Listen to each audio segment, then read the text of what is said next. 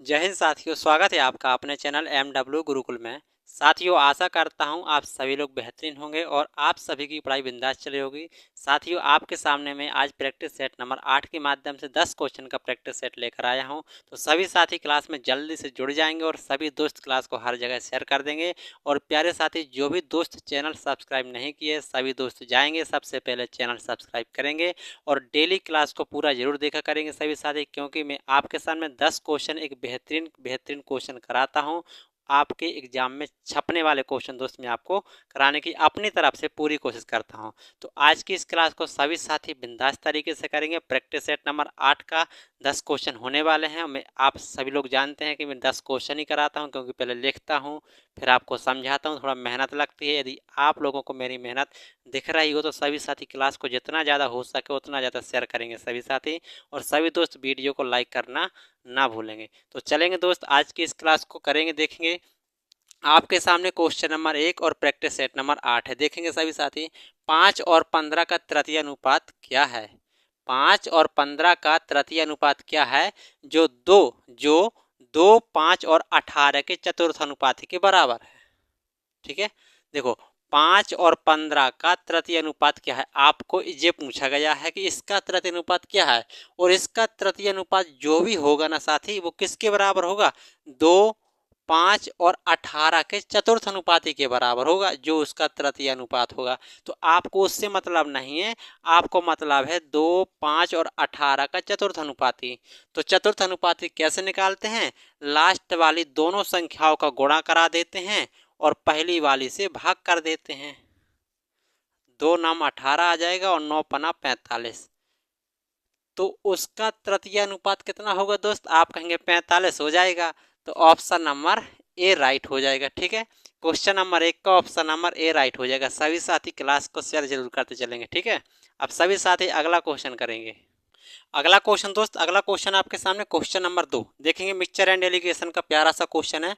78 रुपये प्रति किलोग्राम वाली चाय चीनी को 78 रुपये प्रति किलोग्राम वाली चीनी को 46 रुपये प्रति किलोग्राम वाली चीनी के साथ किस अनुपात में मिलाया जाए ताकि मिक्सचर को 75 रुपये प्रति किलोग्राम में बेचने पर 20% का लाभ हो? प्यारे दोस्त, ऐसा क्वेश्चन मैंने पिछले एक प्रैक्टिस सेट में करा रखा है। आशा करता हूं आप इस क्वेश्चन को कर सकते हैं। यदि कोई साथी चैनल में नया है तो इस क्वेश्चन को फिर से देखेंगे कैसे करते हैं। अच्छे क्वेश्चन है, पूछे जाते हैं। देखो, 78 रुपये प्रति किलोग्राम वाली चीनी को 46 रुपये प्रति किलोग्राम चीनी के साथ किस अनुपात में मिलाया जाना चाहिए कि 75 में बेचने पर 20% का लाभ हो? देखो, 78 रुपये यहाँ लिखा हमने, ठीक है, और 78 किलोग्राम वाली चीनी यहाँ थी, और कितनी 46 किलोग्राम वाली चीनी यहाँ थी। ठीक है, अब यहाँ पर एलिगेशन मतलब मिक्सचर कितना होगा, मिक्सचर कितना होगा पहले आपको ये बात निकालनी है। जबकि यहाँ पर दे रखा है 75 किलोग्राम में बेचने पर, मतलब यहाँ पर तो आपका विक्रय मूल्य दे रखा है, जबकि हम यहाँ पर लेते हैं क्रय मूल्य। ठीक है, देखो, तो यानी कि विक्रय मूल्य आपका 75 है और 20% का फ्रैक्शन होता है दोस्त कितना? आप कहेंगे 1/5 होता है। यदि 5 हमारा क्रय मूल्य है, 1 का लाभ हो रहा है, तो 6 हमारा क्या आ जाएगा? आप कहेंगे विक्रय मूल्य आ जाएगा। 6 क्या हो जाएगा? विक्रय मूल्य आ जाएगा। ठीक है, तो ये 6 विक्रय मूल्य इसके बराबर हो जाएगा। देखो यहाँ पर करते हैं, 6 बराबर हो जाएगा 75 के। ठीक है, तो 1 बराबर आ जाएगा 75/6 के। हमें चाहिए 5 का, तो 5 बराबर यहाँ गुणा कर देंगे। ठीक है, और काट दो यहाँ पर, 3 दूना 6 और 3 से काटे 75 को तो आ जाएगा आपका 25। 25 पंचे 125, कितना आ जाएगा? 125। 125/2 आ जाएगा, और 125/2 को चाह लिख सकते हैं दोस्त कितना? 125/2 का हो जाएगा आपको कितना आ जाएगा? ये हो जाएगा 64। 64 का 62 आ जाएगा, 62.5। कितना हो जाएगा? 62.5 आ जाएगा क्रय मूल्य। तो क्रय मूल्य यहाँ पर लिख देंगे 62.5, और ये हम यहाँ घटा देंगे। ठीक है, अब देखो, 78 में से ये घटाना है आपको, तो देखो 10 में से 5 जाएगा तो बचेगा आपका 5, यहाँ बचा आपका फिर 6, 7 बचा, 7 में से फिर 2 जाएगा, बचेगा आपका 5। ठीक है, पॉइंट में, और यहाँ बचा आपका कितना? 6, 6 में से 6 का को 7 में से 1 15 बचेगा आपका, 15.5 यहाँ बचेगा। ठीक है, अब देखो इस वाले में से इसको घटाएंगे तो 5.5 तो आएगा ही आएगा आपका, और फिर 12 12 में से 6 जाएगा तो बचेगा 6, और यहाँ बचा आपका 1, 16.5 यहाँ बचा, 15.5 यहाँ बचा। पॉइंट से पॉइंट कट जाएगा, आप 6 5 11 एक बार 3 से काट लेंगे, 5 से कट जाएगा। देखो 5 तिया 15, 5 एकम 5, ठीक है। और 5 तिया नहीं 5 तिया 15 पचम 5 ती 15 33 आ जाएगा, और 5 ती 15 5 एकम 5, तो जी आया दोस्त आपका 33:31। 33:31 ऑप्शन नंबर बी में है।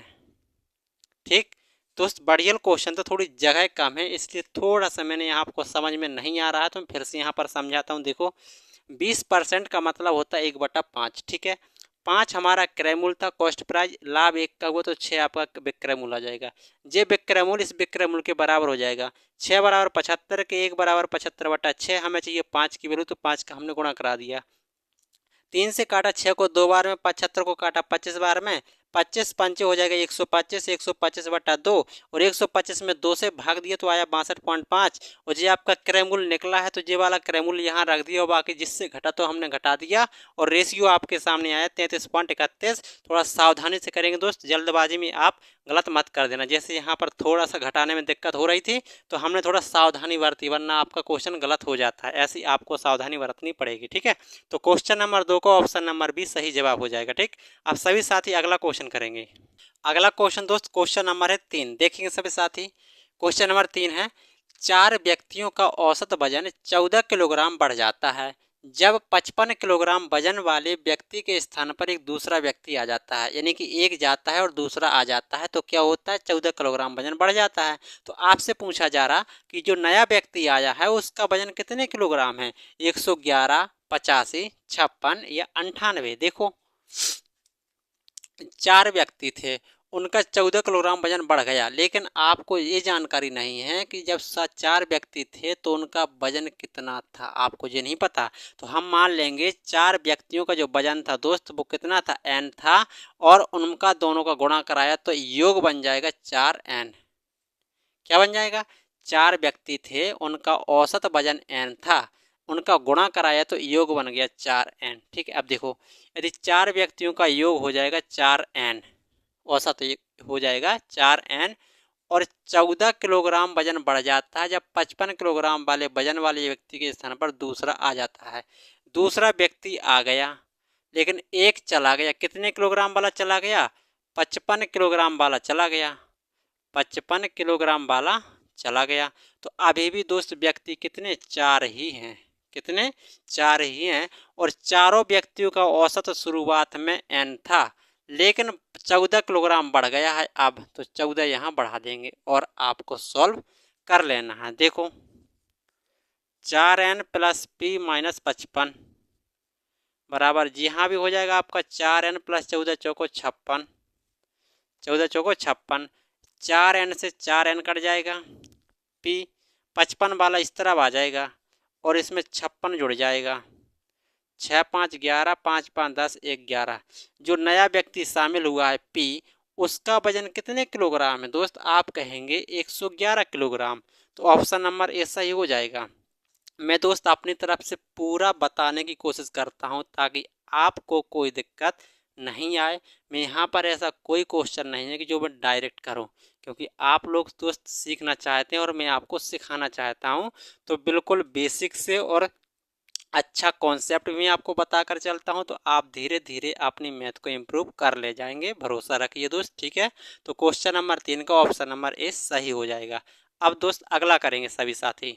अगला क्वेश्चन दोस्त क्वेश्चन नंबर 4, देखो एक डीलर एक वस्तु को ₹24 में बेचता है और वस्तु की कीमत के बराबर प्रतिशत लाभ का प्राप्त करता है, तो वस्तु का क्रय मूल्य क्या होगा। दोस्तों मैं आपको थोड़ा सा इस क्वेश्चन में डिटेल में समझा के चलूंगा।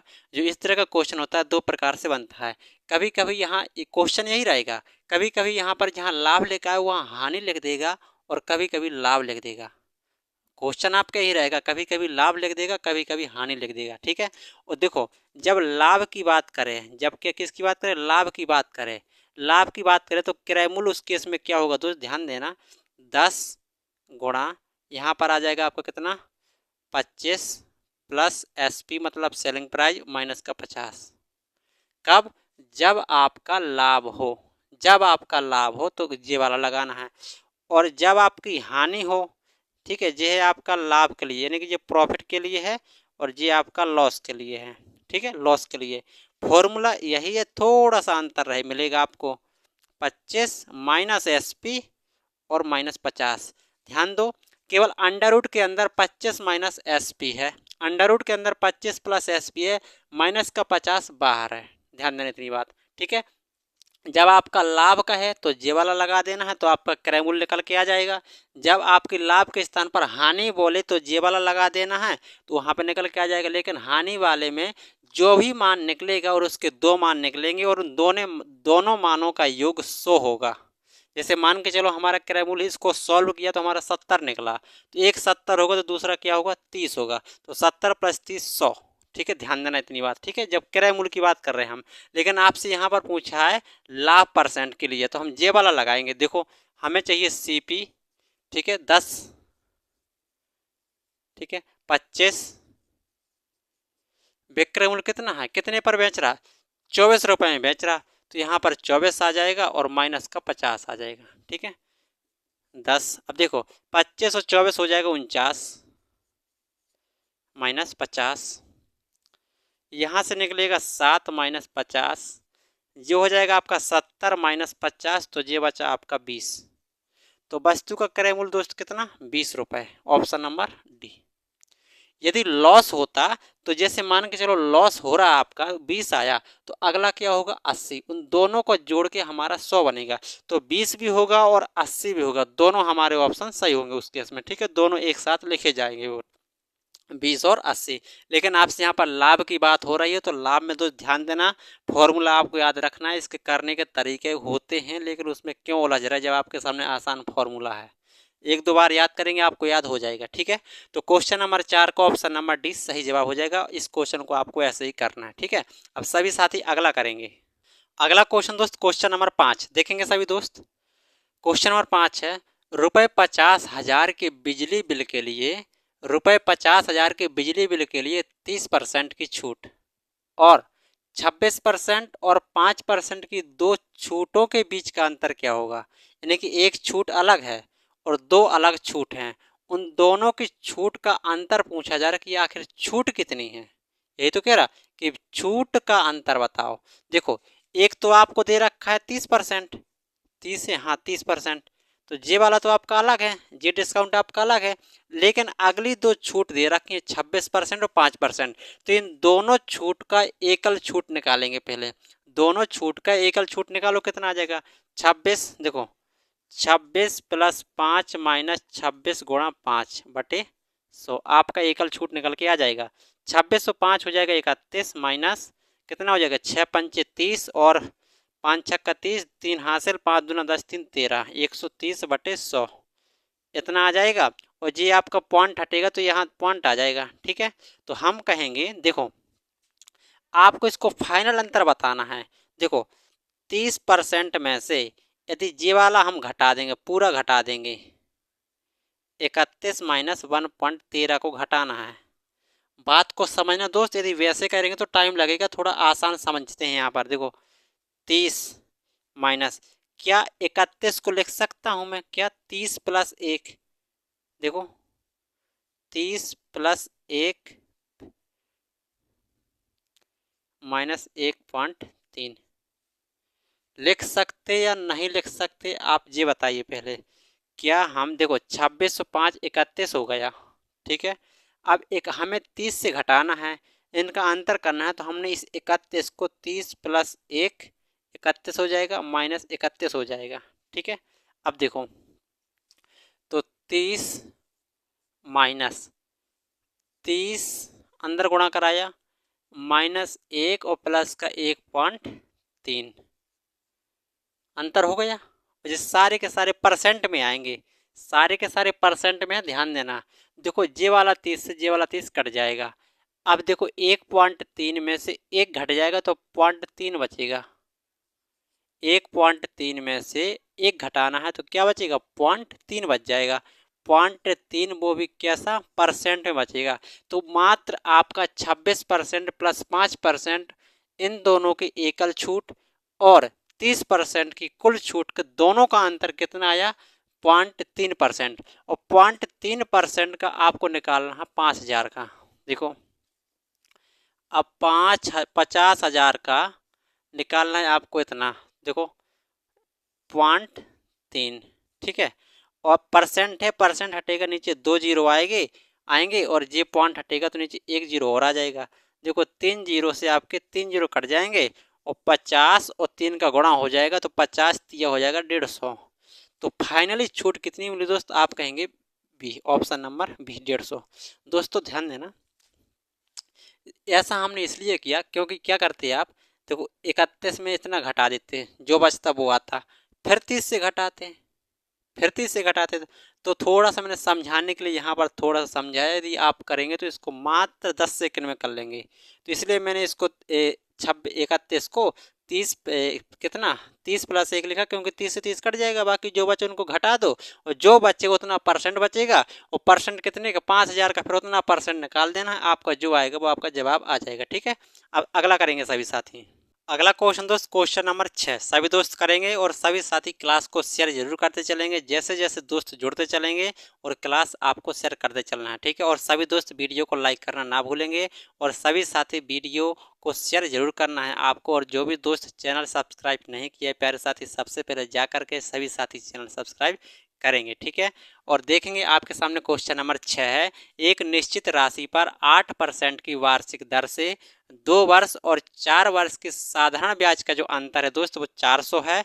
तो पूछा जा रहा है कि राशि ज्ञात कीजिए, यानी कि मूलधन क्या होगा। देखो सभी दोस्त, 2 वर्ष और 4 वर्ष का अंतर दे रखा है 400, ब्याज की दर है आपकी 8%। देखो आपको यहाँ पर दिया है 2 वर्ष और 4 वर्ष, ठीक है, अंतर दिया है तो आपको भी यहाँ अंतर कर देना है। कितना आया? 2 वर्ष का अंतर आया है और 2 वर्ष के अंतर के साथ दर का गुणा करा देना है 8%। तो कितना आ जाएगा? पूरा अंतर मिला हमें 16%। ये 16% का दोस्त जो अंतर होगा वो बराबर होगा आपका 400 के, ठीक है। तो 1% बराबर होगा 400/16 के, तो हमें चाहिए पूरा 100% का मान। 4 चौको 16 हो जाएगा, 4 से 100 को काटेंगे 25 आ जाएगा, ठीक है। और 4 से यहाँ पर हम 400 को काटेंगे तो आपका यहाँ आ जाएगा 100 का, और फिर 25 का गुणा कराएंगे दोस्त तो बनेगा आपका 2500। आपसे यही पूछा है कि मूलधन क्या होगा, तो 2500। ऑप्शन नंबर बी इसका सही जवाब हो जाएगा। क्वेश्चन नंबर 6 का ऑप्शन नंबर ए राइट जवाब हो जाएगा, ठीक है। अब सभी साथी अगला क्वेश्चन करेंगे। अगला क्वेश्चन दोस्त, क्वेश्चन हमारे आपके सामने 7 देखेंगे सभी साथी। एक धनराशि चक्रवृद्धि ब्याज पर 10 वर्षों में दोगुनी हो जाती है, कितने वर्षों में समान ब्याज दर पर यह 4 गुनी हो जाएगी? चक्रवृद्धि ब्याज का दोस्त बढ़िया क्वेश्चन है। कितना समय? 10 वर्ष, 20 वर्ष, 15 वर्ष या 5 वर्ष, ठीक है। कितना समय लगेगा आपसे यही पूछा है। देखो एक धनराशि चक्रवृद्धि ब्याज पर 10 वर्ष में कितनी होती है दोस्त? आप कहेंगे दोगुना हो जाती है।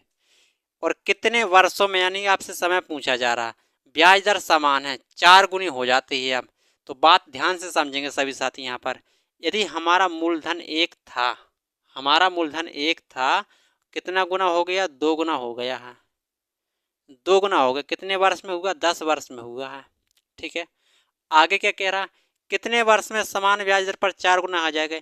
मूलधन भी यही था, यानी कि मूलधन वही था, तो कितने वर्ष में 4 गुना हो गया है? अब देखो यहाँ 2 की घात यहाँ 1 लिखा है, आपसे ये वाला समय बताना है आपको कितना हो जाएगा। और देखो 4 को हम लिख सकते हैं दोस्त कितना? 2 की पावर 2, इसी के आधार पर लिखना है, जैसा यहाँ लिखा है उसी को ऐसा लिखना है। यहाँ पर देखो 4 को हम 2 की पावर 2 लिख सकते हैं। देखो जब 2 की पावर 1, 2 की पावर 1 है, हम कहेंगे 1 की वैल्यू तो कितनी दे रखी है? 1 की वैल्यू हो जाएगी 10, तो हमें चाहिए इस 2 का मान चाहिए, तो यहाँ 2 का गुणा करा देंगे, कितना आ जाएगा? 20। कितने समय में? 20 वर्ष में 4 गुना हो जाएगी। ऑप्शन नंबर क्वेश्चन नंबर 7 का बी राइट हो जाएगा, ठीक है। सभी दोस्त क्लास शेयर जरूर करते चलेंगे और सभी दोस्त वीडियो को लाइक करना ना भूलेंगे, ठीक है। आपका काम है दोस्त वीडियो को हर जगह शेयर करना, जितना ज़्यादा अपने भाई मित्र यार जितना ज़्यादा आप हो सके उतना शेयर करेंगे सभी साथी क्लास को, ठीक है। अब सभी दोस्त अगला क्वेश्चन करेंगे। अगला क्वेश्चन दोस्त, क्वेश्चन नंबर है आपके सामने 8 देखेंगे सभी साथी। 15 आदमी एक काम को 10 दिन में पूरा कर सकते हैं। 15 आदमी एक काम को 10 दिन में पूरा कर सकते हैं, तो इसी काम को 20 आदमी कितने दिन में पूरा करेंगे? इसी काम को 20 आदमी कितने दिन में पूरा करेंगे? टाइम एंड वर्क से दोस्त बढ़िया क्वेश्चन है। आपके 6:30, 8:30, 5:30, 7:30 कितने दिन में करेंगे तो आपको बताना है इसका सही जवाब क्या होगा। देखो 15 आदमी थे 10 दिन में कर रहे थे। देखो 15 आदमी काम कर रहे 10 दिन में, क्या काम है आप कहेंगे डब्लू काम है। ठीक है, इसी काम को यानी कि इसी डब्लू काम को 20 आदमी कितने दिन में करेंगे आपको दिन बताना है। ऐसे क्वेश्चन को ऐसे करते हैं, डब्लू से डब्लू कट जाएगा, जीरो से जीरो कट जाएगा और 2 से आपका 15 आ जाएगा 7.5। 2 से 15 को काटेंगे 7.5 आ जाएगा, तो कितने दिन में कर लेंगे आप कहेंगे 7.5 दिन। ऑप्शन नंबर डी इसका सही जवाब हो जाएगा। ठीक है, क्वेश्चन नंबर 8 का ऑप्शन नंबर डी आ जाएगा। छोटा क्वेश्चन था, आशा करता हूँ दोस्त आप सभी साथियों ने इस क्वेश्चन को कर लिया होगा। ठीक है, अब सभी दोस्त अगला क्वेश्चन करेंगे। अगला क्वेश्चन दोस्त क्वेश्चन नंबर है आपके सामने 9। देखेंगे सभी साथी क्वेश्चन नंबर 9 को। एक व्यक्ति शुरुआती 3 घंटे में 4 किलोमीटर की चाल से चलता है और फिर अगले 2 घंटे के लिए 6 किलोमीटर प्रति घंटा की चाल से चलता है, तो उस व्यक्ति द्वारा तय की गई कुल दूरी क्या होगी। कुल दूरी पूछा जा रहा है आपसे। 24 होगी, 12 होगी, 20 होगी या 18 होगी, बता सकते हैं दोस्त आप इस क्वेश्चन को। आसान है। देखो मैं आपको थोड़ा सा आपसे क्या पूछा है, दूरी पूछा है। आप सभी लोग ध्यान देंगे, चाल बराबर होता है दूरी बटा समय। यदि आपको दूरी ज्ञात करना है तो चाल में समय का गुणा करा देंगे। चाल में समय का गुणा करा देंगे, आपकी क्या आ जाती है दोस्त, दूरी आ जाती है। देखो यहाँ पर पहली दूरी यदि निकालते हैं हम तो 4 की चाल से 3 घंटे में कितनी दूरी तय करेगा आप कहेंगे 4 3 12 किलोमीटर जाएगा। देखो 3 घंटे में 4 की चाल से 12 किलोमीटर दूरी जाएगा। फिर आगे 2 घंटे में 6 की चाल से जा रहा है, आगे 6 की चाल से 2 घंटे में जाता है, ये भी 12 किलोमीटर जाता है। तो शुरुआत की 12 और बाद की 12 दोनों को जोड़ देंगे तो कितने किलोमीटर तय की आप कहेंगे 24 किलोमीटर की दूरी उसने तय की। 24 किलोमीटर ऑप्शन नंबर ए में आपका सही हो जाएगा। क्वेश्चन नंबर 9 का ऑप्शन नंबर ए राइट हो जाएगा। आसान था। ठीक है, अब सभी दोस्त अगला क्वेश्चन करेंगे। अगला क्वेश्चन दोस्त क्वेश्चन नंबर 10 और ये साथियों आपका लास्ट क्वेश्चन है। सभी साथी बिंदास क्वेश्चन करेंगे आपके सामने। क्वेश्चन नंबर 10 बेहतरीन क्वेश्चन है, त्रिभुज का क्वेश्चन है। देखो उस त्रिभुज का क्षेत्रफल क्या होगा जिसका परिमाप तो दोस्त 36 सेंटीमीटर है और दो भुजाएं 17 और 9 सेंटीमीटर हैं। एक त्रिभुज का परिमाप 36 है। देखो मैंने आपके सामने बनाया त्रिभुज, आपके सामने त्रिभुज बनाया।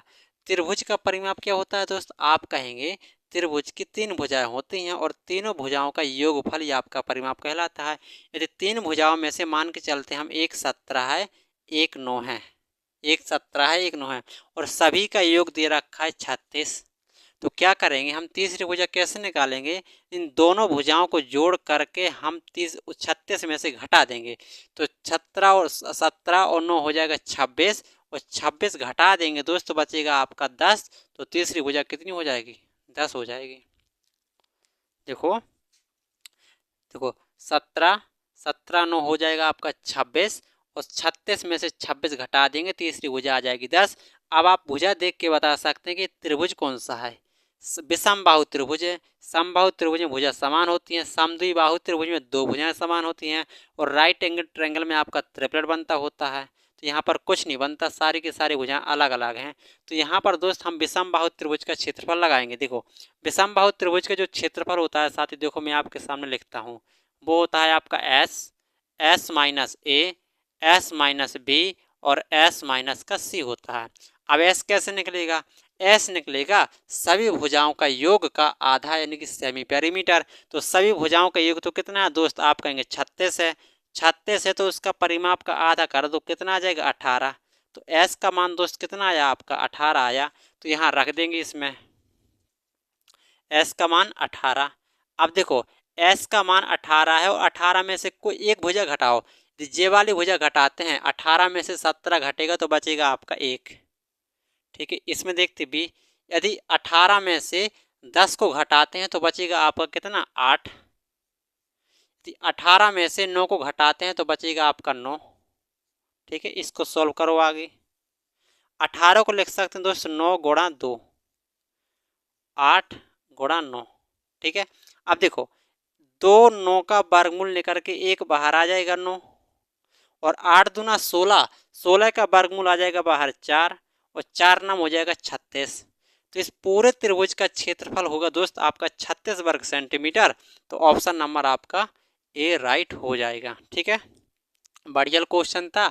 तो साथियों आपकी आज की क्लास ये रही आपके सामने। प्रैक्टिस सेट नंबर 8 आपका यहीं पर समाप्त होता है। सभी दोस्त बताएंगे कि आपको आज का प्रैक्टिस सेट कैसा लगा।